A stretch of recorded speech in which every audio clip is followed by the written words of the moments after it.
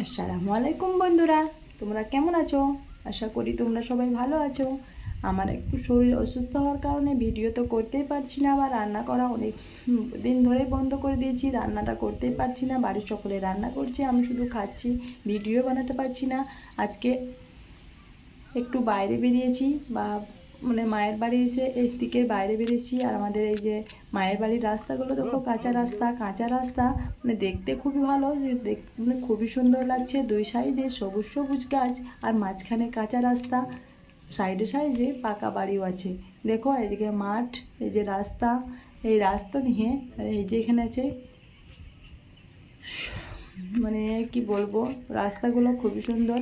এই রাস্তাগুলো সুন্দর না হলেও যেটুকুনি আছে, এই যে পুকুর, এই পুকুরে আগে সবাই স্নানও করতো, এখনও করে। আর এই পানিটা কেমন যেন একটু খারাপ হয়ে গেছে, তাই পরিষ্কার করা হচ্ছে। সাইডে সব দমগুলো তুলে তুলে ফেলছে। আর এই কাঁচা রাস্তায় আর সাইডের গাছগুলোর অনেক স্মৃতি আছে আমাদের ছোটোবেলার। এই ছোটোবেলায় আমরা থেকে খেলা করেছি, হেঁটেছি, দেখেছি, কি বলবো তোমাদেরকে, ছোটোবেলার স্মৃতি। যারা গ্রামে বড় হয়েছে তারা অনেকেই জানে গ্রাম মানেই কত আনন্দ, কত মজা। আর ছোটোবেলা মানেই হাসি খুশি। ছোটোবেলা পার হয়ে গেলে সেই সময় আর ফিরে পাওয়া যায় না, কিন্তু সেই স্মৃতিগুলো সবারই মনে থাকে যারা বড় হয়ে যায়। আর যারা ছোট থাকে তারা বড় হওয়ার চিন্তায় থাকে, তারা যখন বড় হয়ে যায় তাদেরও সেই ছোটোবেলার স্মৃতিগুলো মাথায় থাকে। আর রাস্তাগুলো আমি আসার সময় তোমাদেরকে দেখাইনি, যাওয়ার সময়টাই তোমাদেরকে সব রাস্তাটা দেখাচ্ছি। আমাদের এরকমই রাস্তা। দেখো এইটাকে আবার একটা পুকুর, এখানে আছে কচু পাতা, এখানে কাঁটার গাছ।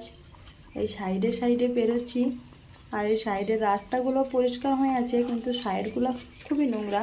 নোংরা হলেও আমাদের এই গ্রাম আমাদের কাছে খুবই ভালো। আর এই গ্রামে আমাদের সত্যি খুবই স্মৃতি আছে, খুবই কি বলবো, তোমাদেরকে বলার মতো ভাষা পাচ্ছি না, তাহলেও যেটুকু পারছি সেটুকুই বলছি। গুছিয়ে কথা বলতে পারি না, যেমনভাবে কথা বলি সেটাই তোমাদেরকে বলছি।